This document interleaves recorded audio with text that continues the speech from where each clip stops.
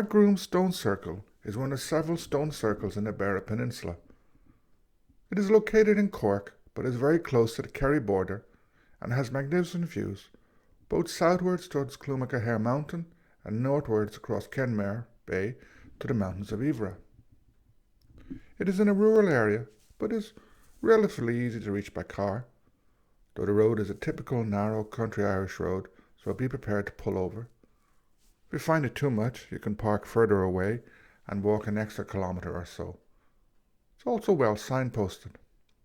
Drive carefully and slowly and you will get there. It is on private land that is also used for farming, so keep all gates closed, as you have to pass through a couple, and obey any other instructions you may see.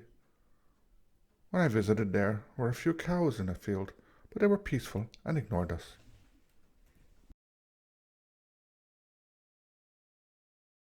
Stone circles can be found in many parts of northwestern Europe, especially Ireland, Britain and Brittany. In Ireland, there are around 400 stone circles, 255 in the south and approximately 150 in the north.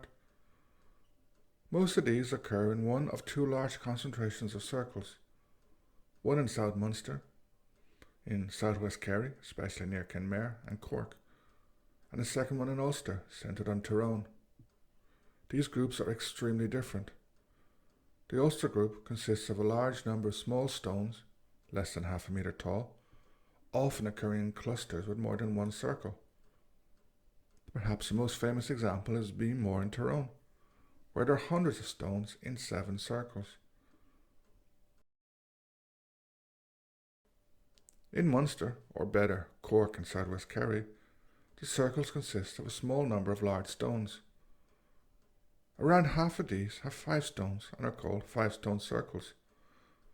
The rest tend to vary between 7 and 19 stones and are called multiple stone circles. Many of these are found in the Beara Peninsula.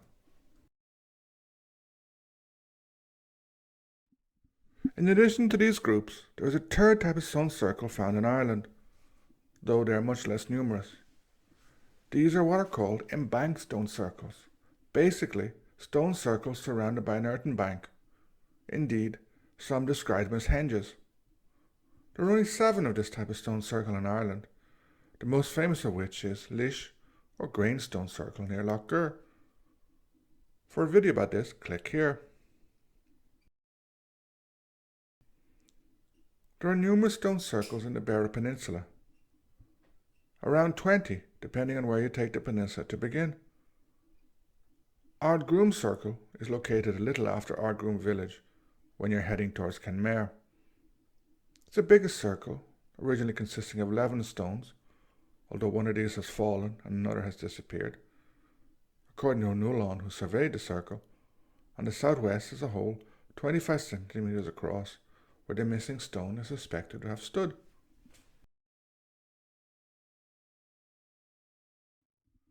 The stones vary between 1.3 meters and 2.1 meters in height, 0.4 meters and 0.9 meters in width, and are around 0.3 meters thick.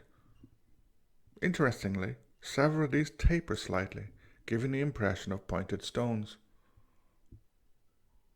There is a prostrate stone on the west perimeter, mostly hidden under a gorse bush.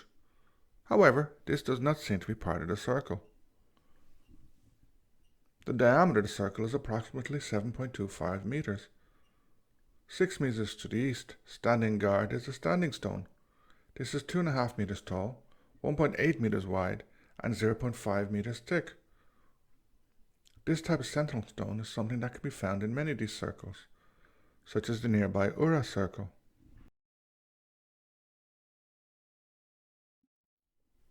During the research for this video, I came across a question related to these sentinel stones, namely, whether they are built at the same time as a circle or put there later.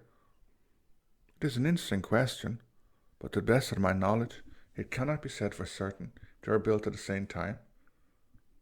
If anyone watching can answer this better, please feel free to leave a comment.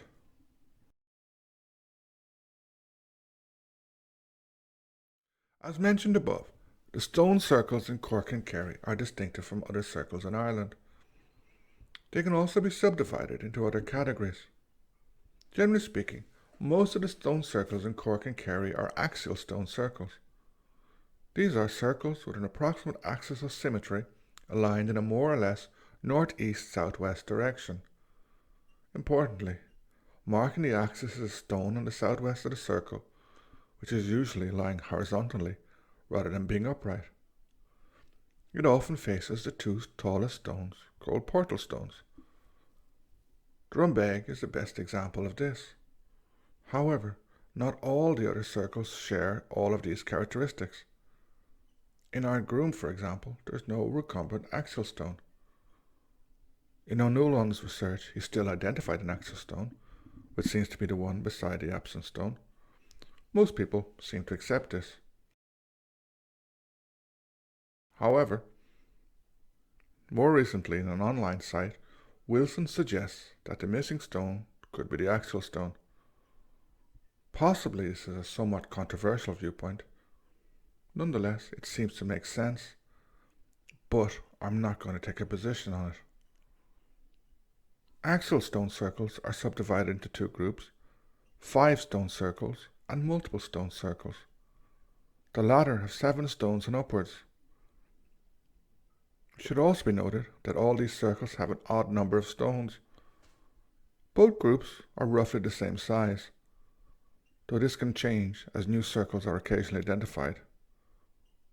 Ardgroom is what is called a multiple stone circle.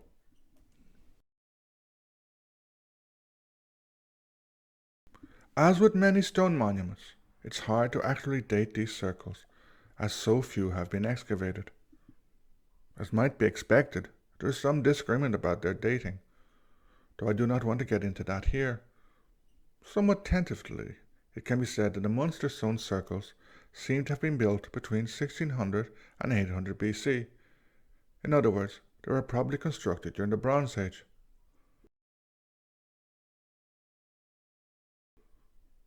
There are many other monuments nearby, including another circle, though there are very few stones left in this, of Fulach Fia. These were thought to be used for cooking in the Bronze Age, standing stones and ring forts. Not all these date from the same period as the Ardgroom circle, but it's possible that some do. The other stone circle in Ardgroom has been badly damaged. All that is left is the axial stone and the 2 stones flanking it. It has not even been possible to identify how many stones the circle originally had. Nearby is a boulder burial. This is a large boulder resting on some smaller stones, seemingly only found in Cork and Kerry, though despite its name it is not necessarily a tomb.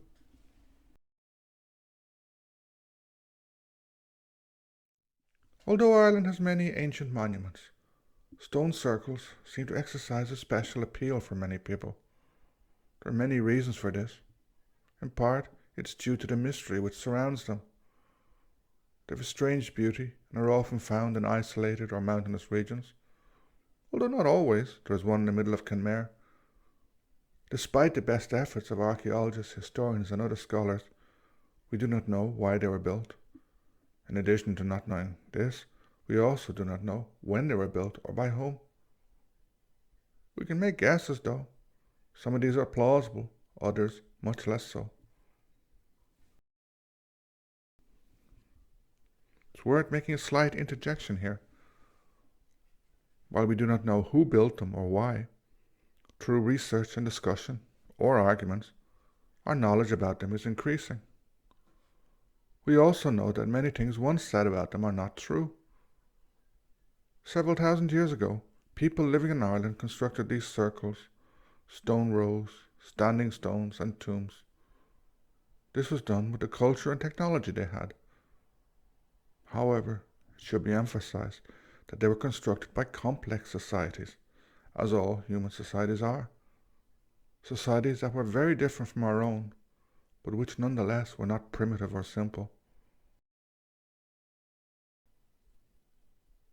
Somewhat differently, another reason for the fascination with stone circles is the connection between these circles, and also stone rows, and astronomy.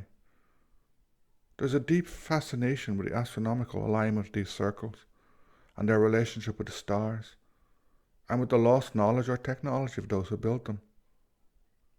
This is a contentious issue, and one for which there is no simplistic or unitary explanation.